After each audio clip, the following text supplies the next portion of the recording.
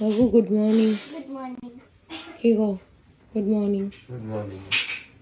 বাবু ফিরে আসো। শুরু হয়ে গেছে পাম্পের আওয়াজ। গুড মর্নিং বলো। বলে বাবালে প্রণাম করে নাও, যেন আজকের দিনটা আমার ভালো যায়। গপু তুমিও ভালো থেকো। বলে বাবালে গুড মর্নিং। কেমন আছো সবাই? আশা করি তোমরা সবাই ভালো আছো, সুস্থ আছো। আমরাও ভালো আছি, সুস্থ আছি।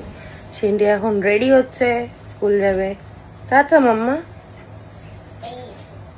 বাসে গিয়ে কিন্তু আগে বসবে, নালেই কিন্তু আবার হাঁটু ছুলে বাড়ি আসতে হবে। আর জল খাবে।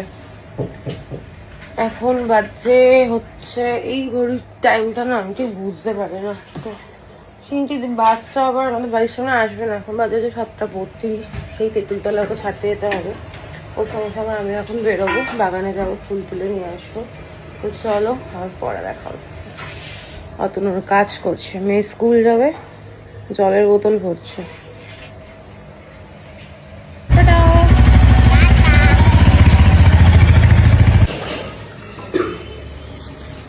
গাছ থেকে ফুলটা তুলে নেওয়ার পর কেমন লাগে ফাঁকা ফাঁকা।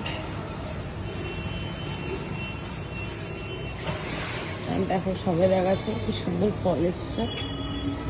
ফল না, সরি, ফুল এসছে। না না না,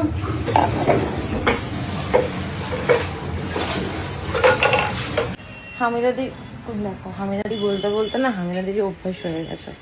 নুরজাহানদির কাজ হয়ে গেছে, দিদি এখনো কাজ করছে। আমি এই জামা কাপড় কটা ভাঁজ করবো, আর গাছে জল দেওয়া, ফুল তোলা, বাইরে মোছা, ফ্যান পরিষ্কার করা, এই যে সব কমপ্লিট।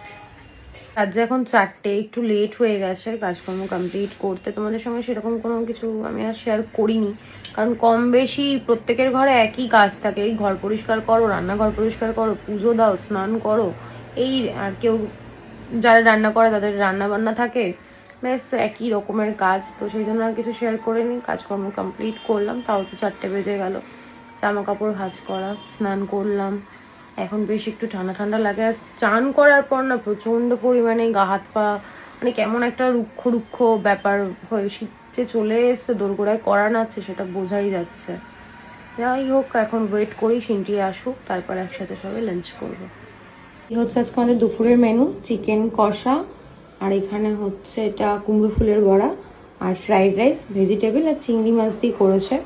যেহেতু এর মধ্যে চিকেন আর ডিমটা নেই, তাই মিক্সড ফ্রাইড রাইস এটাকে বলা যাবে না। কি ফটো তুলবে? ওর জন্য নিয়ে এসছে নতুন ড্রেস, আর আমার এসছে দুটো পার্সেল। এখন আমি এটা খুলে দেখবো। তোমার এই ফোনের আওয়াজ অসহ্য লাগে।